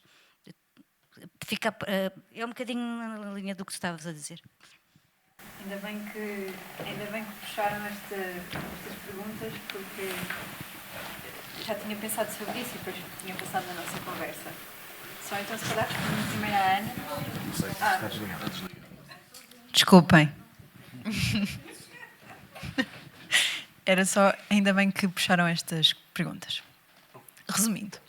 Mas, se calhar, respondendo primeiro à Ana, quando eu falava sobre as histórias das primeiras pessoas, nem sequer estava a pensar nas redes sociais, porque, de facto, aí acho que temos um problema. Eu referia mais à comunicação nos mídia e até pensava um bocado nos podcasts e na contextualização de algumas notícias. Agora, redes sociais, de facto, temos alguns problemas. Acho que o primeiro problema tem a ver com os múltiplos diagnósticos e o excesso de informação e a confusão que existe com essa informação. Portanto, não há... Penso muito também no TikTok e no Instagram, porque já me aconteceu inúmeras vezes. As pessoas que chegam às sessões e já trazem o seu próprio diagnóstico porque viram alguém no TikTok a apresentar aqueles sintomas e tinha aquele diagnóstico. E lá está, há muitos sintomas que dizem respeito a diferentes tipos de problemáticas e as pessoas são muito mais do que o seu diagnóstico e, portanto, o trabalho que nós vamos fazer ali é uma avaliação muito mais cuidada do que a mera, portanto, listagem de sintomas que até pode ter uma música divertida por trás. Mais problemas com a questão das redes sociais e dos diagnósticos. Tem a ver com quem é que está a passar esta informação. Portanto, nós temos fontes credíveis nas redes sociais que produzem bons conteúdos fidedignos, mas também temos muitas pessoas que aquilo que estão a fazer é a partilhar a sua experiência e não estão, portanto, não são... está-me a faltar a palavra, mas não são experts na área, não é? Não me está a vir a palavra em português. Especialistas, isso, obrigada. Não são especialistas. E, portanto, depois essas pessoas também estão a fazer publicidades, algumas aplicações, que pode ser a BetterHelp, ou acho que há uma nova que é a Highwell, e, portanto, que até podem ser plataformas que têm um bom intuito, mas fica aqui um bocado, fica um bocadinho deturpada o que é que está a acontecer. Eu não conheço o Calm, mas há outras aplicações que, de facto, apesar dessa capitalização, têm bons conteúdos. O Headspace é uma aplicação que eu acho que tem bons conteúdos e... Pronto, ok, não conheço.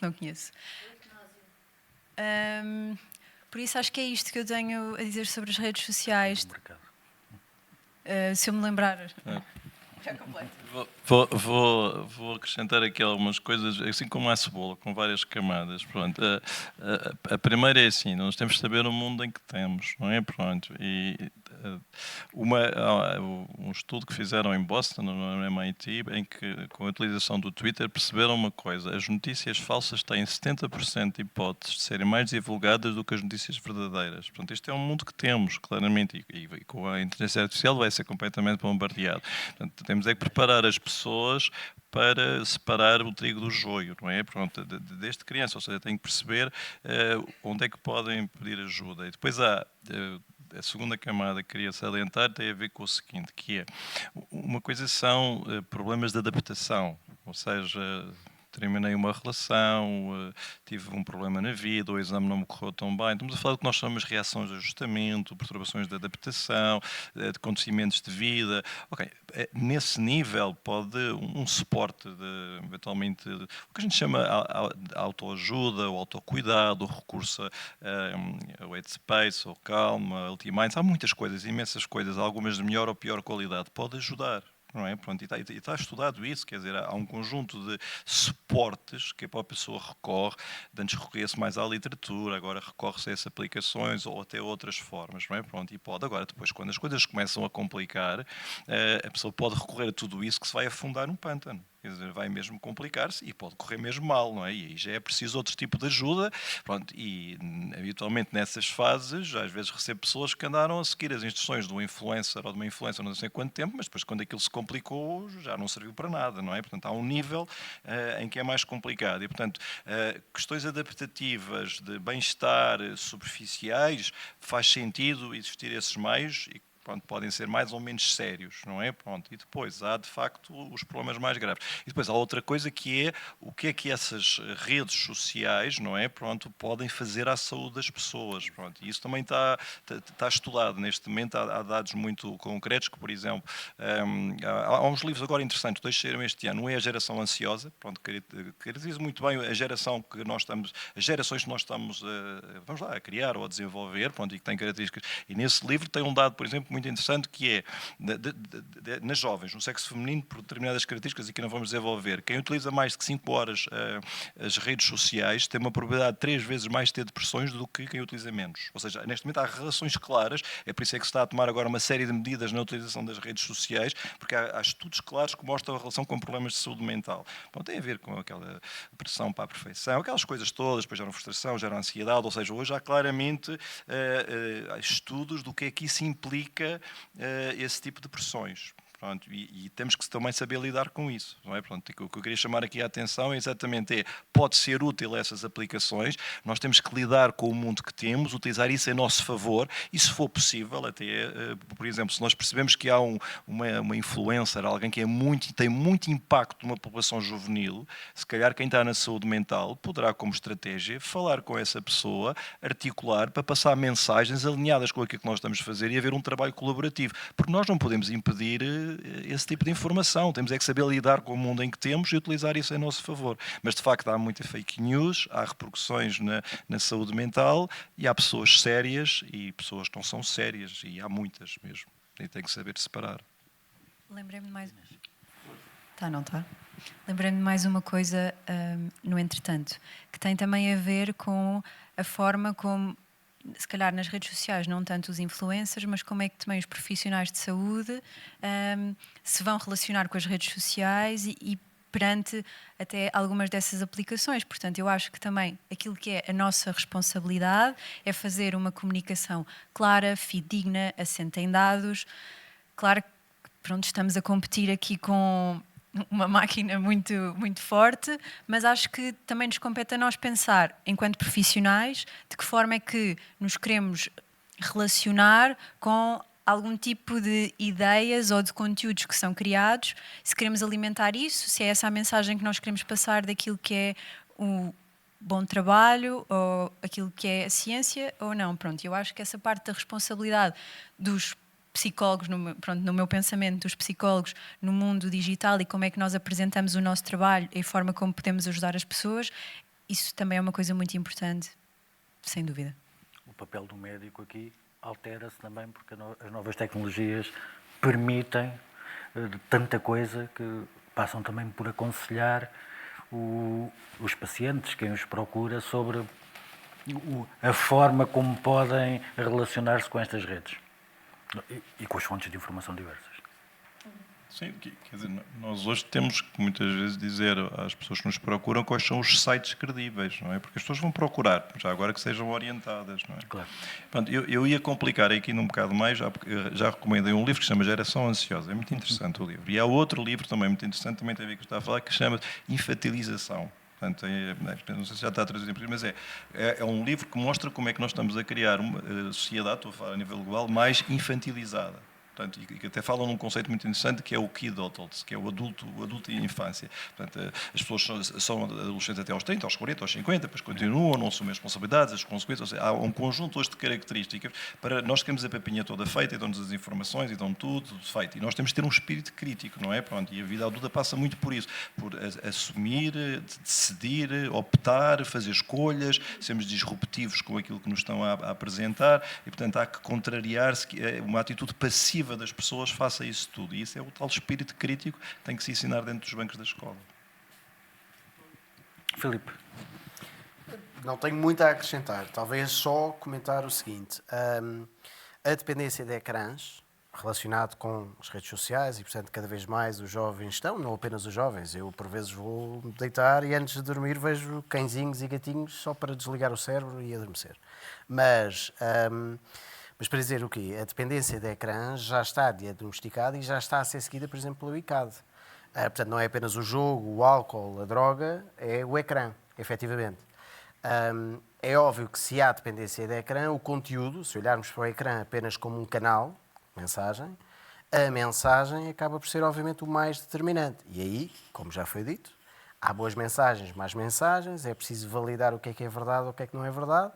E hoje estamos tão sujeitos a tanta informação, mais uma vez, não conseguimos distinguir o que é correto ou não, e o overflow de informação faz com que haja espaço para oportunistas. Aquilo que há pouco o Carlos estava a referir, profissionais ou pseudo-profissionais ou, pura e simplesmente, celebridades que acabam por dar conselhos, é mais ou menos, e sem querer ofender ninguém, agora a moda dos coaches, que há coaches para tudo e mais alguma coisa, e alguns efetivamente serão, e outros não serão, mas pura e simplesmente aprenderam o argumentário que lhes permite encaixar em determinado contexto e dizer uma verborreia que não há ninguém para constatar ou confrontar e, portanto, fazem o seu público. Última coisa, desculpem, que tem a ver também com os pseudoterapeutas e com sermos inundados com informação a toda a hora. Aquilo que eu acho que também pode fazer é alguma, não urgência, mas necessidade que tudo aconteça muito rápido. Depois, quando as pessoas já vêm com o seu diagnóstico, chegam à terapia e a expectativa é que seja tudo muito rápido. Exatamente. E eu acho que essa é uma desconstrução também muito importante sobre... Não são processos, aquilo toma-se uma pílula e já está. Pois, não, são processos mesmo, e eu acho que as redes sociais, por um lado, tornaram isto mais intenso, esta necessidade que seja tudo muito rápido agora. Eu percebo, claro, quando as pessoas estão a sofrer, têm urgência em que as coisas mudem, mas há passos que precisamos de percorrer. O nosso tempo acabou. Mais uma pergunta, para terminarmos. O nosso tempo destas entrevistas, o nosso tempo continua. E por muito mais tempo. Obrigada, Inês, mais uma vez. Pronto, então está ali só mais uma pergunta, mesmo a última, e eu vou pedir o favor de ser mesmo o mais breve possível, que é para terminarmos a hora, se faz favor. Boa noite. Está ligado? Vou perguntar. Está? Está, sim, sim. Sou Artur. Tivemos aqui a falar muito no pensamento crítico relativamente às notícias. Claro que no mercado livre como nós temos hoje, e de rapidez de informação, é completamente diferente do meu tempo. No meu tempo só havia a televisão e havia programas que tinham uma bolinha vermelha e os meus pais mandavam para a cama. Agora é mais difícil de acontecer na internet. Aquilo que eu gostava de perguntar é muito simples. Se já existe algum estudo e algum direcionamento, qual é que é a idade com que nós devemos dar como prenda de Natal um smartphone aos nossos filhos? Joaquim, Inês.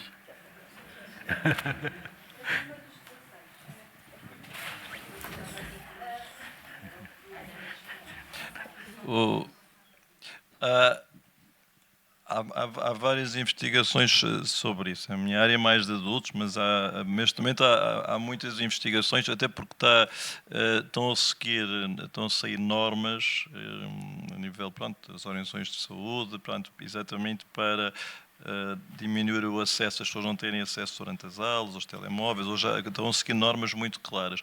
E aquilo que se pensa é que deve ser muito mais tarde do que aquilo que a maior parte dos pais fazem, e provavelmente a apontar para os 15, 16 anos, mas... Estou aqui uma pessoa que trabalha nessa área bastante, que por acaso é a minha mulher, mas que é pediatra e especialista em adolescentes, mas não queria também falar.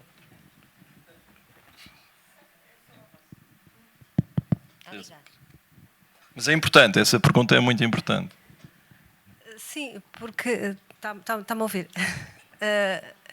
Considera-se que é a partir dos 16 a altura mais correta, porque até aos 16 os jovens precisam de ter tempo para outras coisas, que seja a socialização e desenvolvimento de outras competências que, se ficarem ligados às redes, não conseguem desenvolver. E portanto, quanto mais tarde, melhor. É muito difícil, a Por 16 é muito difícil. Por isso É o mais é que muitas tarde, eu acho que será o escolas- mais tarde possível que o grupo interpares permitir e que a criança não fique demasiado revoltada. A nova geração, que é a geração Z, que começou em 1996, tem pela primeira vez na adolescência a internet. E isso está a causar realmente alguns problemas, nomeadamente a nível da ansiedade, da depressão, e que tem muito a ver com a utilização das redes sociais e dos videojogos e do isolamento, depois, provocado por isso. Parece estar tudo junto, mas não está cada vez mais separado. O que eu noto é nos objetivos de vida, para eu dizer tudo muito superficial, muito rápido. Precisamente porque a questão é, eu vou fazer pensar. O meu sonho é quando chegar a escola, como antigamente a gente perguntava, então, quando fores mais velho, quando fores adulto, o que é que tu queres ser? Influencer. Ou outra função qualquer assim. É tudo mais Mas fácil. Se me dão licença, em relação a esse ponto, há aqui inevitabilidades, obviamente, e portanto nós não vamos conseguir parar a tecnologia, e não é uma questão da tecnologia ser boa ou ser má, ou sermos contra ou a favor, etc. É o que é. Na geração do meu avô não havia determinada coisa, na geração do meu pai não havia determinada coisa, da minha geração não há determinada coisa, nesta geração há, e na outra seguinte haverá coisas que o meu filho não tem. Portanto, isso é uma inevitabilidade. Eu acho que, acima de tudo, e isso é o que nos faz seres pensantes, a única coisa que nós temos que garantir é que há espaço e momento para pensar. Porque se pensarmos, a utilização ou não há de ser moderada em função da necessidade do próprio indivíduo. Seja ele 5 anos, 10 anos, 15 anos, 20 anos. O meu filho tem 8 anos e não é que nós estejamos a fazer um trabalho extraordinário, eu espero que sim, mas de quando em quando nós obrigamos-lo a pensar. E confrontamos-lo com... Nós não lhe tiramos nada. Confrontamos-lo... Ele não tem telemóvel, mas tem os seus períodos no tempo, ao fim de semana, onde pode jogar tablet, os jogos. E vai-se frustrando. E depois confrontamos-lo com situações, atitudes, etc. Mas nós retiramos tempo do nosso, que eu não sei se é regra geral ou não, retiramos tempo do nosso para nos sentarmos a conversar, para garantir que ele não escapa e não foge ao momento de pensar. E isso é o que é o essencial, parece-me a mim. Se isso não for conseguido, por mais interrupções ou proibições que tentemos relativamente a tecnologias, processos, vai ficar sempre depois aquém de profissionais que acompanhem jovens em idade mais adulta e que precisem porque não têm respostas para as suas ansiedades. Só para reforçar isto, três histórias.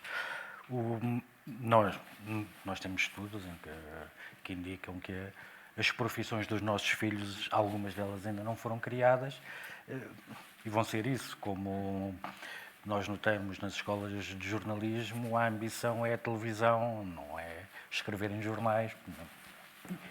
Isso já não existe. Isso decorre da evolução do mundo. Eu tinha um velho amigo meu, muito velho, que morreu há pouco tempo, com 90 anos, que não tinha telefone. Dizia que não havia nada que não fosse, que fosse tão importante que não pudesse ir por carta. E conseguia sobreviver. Duvido que os meus filhos achassem que isso era algo possível. Ainda há pouco tempo um consultor com uma vasta experiência, teve 35 anos na Coca-Cola, a nível elevado de gestão, numa palestra numa universidade, estava a explicar o que é que tinha feito, a experiência que tinha, e uma das perguntas a que teve que responder é o que é que ele tinha feito de errado para estar 35 anos na mesma empresa.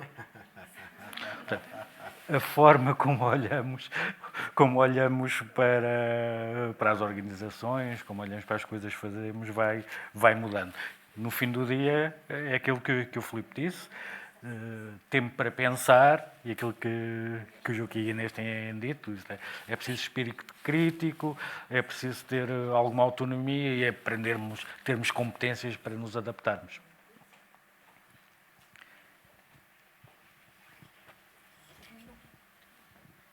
Terminamos? Já ultrapassámos o nosso tempo.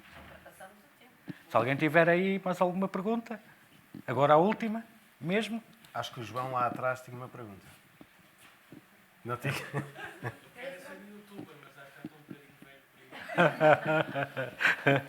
Não.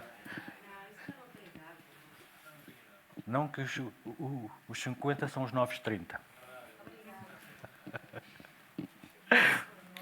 Eu queria só... Estamos sempre a repetir isto, mas é assim, tem que se passar a mensagem, e estamos no Mental Talk, que é a principal responsabilidade da saúde mental é da própria pessoa. Portanto, temos que ensinar as pessoas a cuidarem da sua saúde mental e depois a saberem pensar, a saberem o que é importante e, através da relação com o outro, desenvolverem um conjunto de características que permita depois lidar com tudo isto que estamos aqui a falar, das fake news, dos mídias, do acesso, demasiada informação, boa e má informação, pronto, mas se houver uma base, não é? Porque quem filtra é a pessoa e as suas capacidades e atitudes críticas. E se ela souber fazer isso e ao mesmo tempo cuidar bem da saúde mental, provavelmente vamos ter menos problemas de saúde mental nas pessoas em geral e nas novas gerações. Joaquim, obrigado. E com esta nota terminamos. Joaquim, Filipe, Inês, obrigado. Obrigado a todos que estiveram aqui presentes.